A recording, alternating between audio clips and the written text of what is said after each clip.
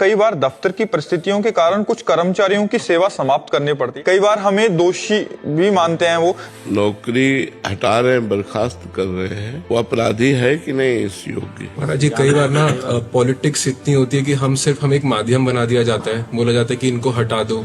नहीं, ऐसा तो गलत है, क्योंकि किसी के जीवन निर्वाह के लिए जो नौकरी मिली हुई है उसका पूरा परिवार उसके साथ जुड़ा हुआ है। अब केवल अपने मनो अनुकूलता और प्रतिकूलता को देखकर नौकरी हटाने से आप भी दोषी उसमें पाए जाएंगे भागवतिक कानून में। तो प्रतिकूलता और अनुकूलता मेरी नहीं देखनी, कानून की देखनी है, अधिकार की देखनी है। कई ऐसे सच्चे सेवक होते हैं जो अपने धर्म से विरुद्ध नहीं जाते, और यदि उनकी नौकरी हटा दोगे तो तुम्हारा प्रारब्ध बन जाएगा और तुम्हें भोगना पड़ेगा फिर। और अधिकारी जन उनसे रुष्ट हो जाते हैं और अधिकारी के अनुकूल नहीं चलते और उनकी नौकरी हटा दी गई तो वो धर्मात्मा है, उनकी जो आपने दुख वृत्ति प्रकट की वो आपको भोगनी पड़ेगी, आपको और आपके बड़े अधिकारियों को भी। एक चीज और है महाराज जी, कई बार जैसे कंपनी लॉस में चल रही होती है तो वो बोलते हैं कि लोगों को हटाओ, तो वो भी एक पाप ही हुआ या क्योंकि कंपनी अब ये दूसरा चैप्टर हो गया, वो चैप्टर अलग है। अब ये चैप्टर है कि हमारी क्षमता नहीं कि हम 500 आदमी रख सके, अभी तक 500 आदमी रखा, अब हमें 300 आदमी का निर्वाह कर सकते हैं, अब वो बात अलग हो गई। मर्जी, अगर वो दोषी है